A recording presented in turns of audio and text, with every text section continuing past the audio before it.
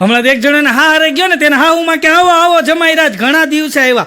તો એનો જમાઈ કે બા કે આ વખતે મંદી છે ને તો 1 મહિનો રોકાવાનો છે. એના હાહુ કે રોકાવો 2 મહિના તમારું જ ઘર છે. ત્યાં તો ઓલો કપડાં કાઢી અને બરમુંડો પહેર્યો, માથે ટી શર્ટ પહેર્યો, મહિનો ઝાડુ પોતા મારવા. એને હાહુ ક્યાં શું કરું કે તમે કીધું ને તમારું જ ઘર છે. હું ઘરે આ જ કરું છું, અહીંયા કરો કે મારે તો ગમીને ઝાડુ પોતા કરવાનું. હમણાં એક હાહુ હોવ છે ને રૂમમાં હૂતા હતા. બોલો, બે હાહુ રૂમમાં હૂતા હતા. તે હાહુ બોલ્યા વહુ તો કે હવ હામે હામ હો મોરે મોરો હવ. એ કે વહુ બેટા જરાક જો તો બહાર વરસાદ છે. ત્યાં એની વહુ બોલી કે બા આપણું ડોગી હમણાં રૂમમાં આવ્યું ને એની માથે હાથ ફેરવો હોય કે જો ભીનું હશે ને તો બહાર વરસાદ હશે, કે કોરું હોય તો નહીં હોય. કે હાહુમાં કે કાંઈ વાંધો નહીં કે આ પંખો જરાક ધીમો કરી નાખો, મને ઠંડી લાગે છે. ત્યાં વહુ બોલી કે હાહુમાં માથે ગોદડું ઓઢી જાવ ને તો ઠંડી નહીં લાગે. હાહુ મનમાં વિચારે તને ઊભી તો કરું જ કે હું. પછી હાહુમાં બોલ્યા વહુ બેટા ઓલું દૂધ કે ગેસ ઉપર પડ્યું ને એને ફ્રીજમાં મૂકી દો. અને વહુ બોલ્યો કે હાહુમાં 2 કામ મેં કર્યા, એક હવે તમે કરો કે દૂધ ફ્રીજમાં મૂકતા હો ને ઠંડી પાણીની બોટલ લેતા હો, મને તરસ લાગી. હાહુ પાસે કામ કરાવે. બોલો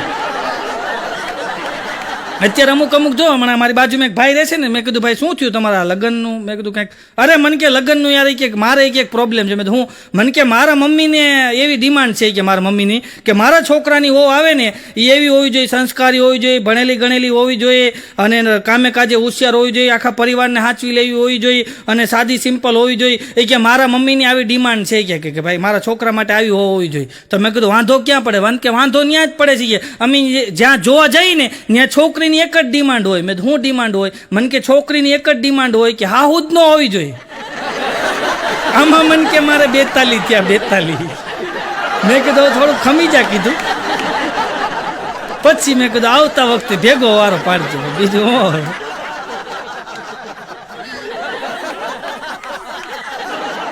પણ એક સાસુ છે ને એની વહુ અને સાસુ એમાં હાહુ બીમાર રહે અને 24 વર્ષથી હાહુ ખાટલા વસે બીમાર, ખાટલાની ઉપર જ એની સેવા થાય. અને 24 વર્ષ સુધી વહુએ સાસુની સેવા કરી.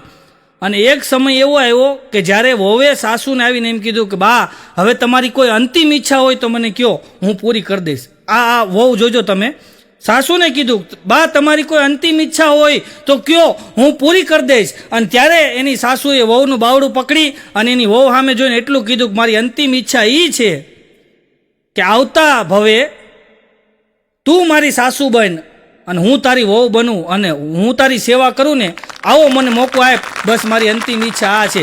આવાય સંબંધ આ ભૂમિની અંદર આપણને જોવા મળે હાહુ વહુના. આ તો માત્ર મેં તમને કરી તો હાસ્યની વાત કરી, બાકી આવાય સાસુ વહુના સંબંધો આપણને જોવા મળે છે ભાઈ. બાકી અઘરું છે. હમણાં મારી બાજુમાં એક બેન રહે છે ભાઈ, હવારના પોરમાં 7 વાગ્યામાં એના હાહુનું બાવડું પકડીને બહાર કાઢે, પાછા અંદર લઈ જાય, બહાર કાઢે, પાછા અંદર લઈ જાય, બહાર કાઢે, પાછા અંદર લઈ જાય. હું ભાળી ગયો.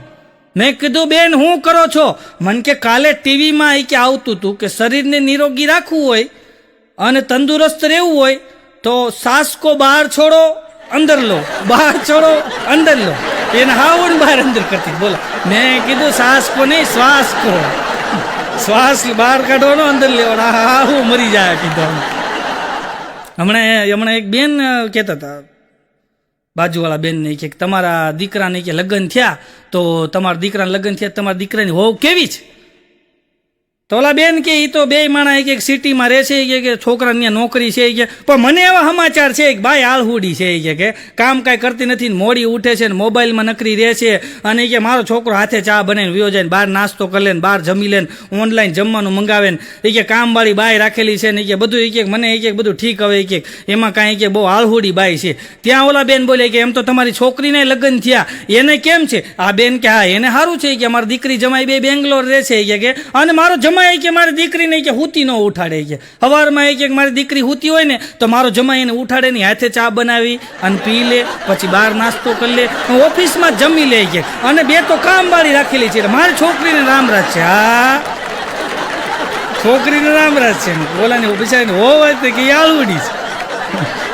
આમાં આપણે થોડુંક પરિવર્તનની જરૂર છે ભાઈ.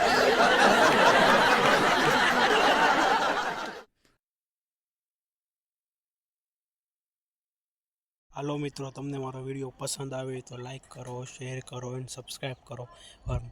પ્લીઝ મને મારી ચેનલમાં એક તમે વિડીયો જો પૂરો જોવો તો એક સબસ્ક્રાઈબ કરી દેજો, તેનાથી મને મોટિવેશન મળશે. અને પ્લીઝ વિડીયો પૂરો જોજો, મારો વિડીયો તમને બહુ પસંદ આવશે. અને એક પ્રેમભરી કોમેન્ટ કરો કે વિડીયોમાં કયો પાર્ટ ગમ્યો છે. Bye bye guys.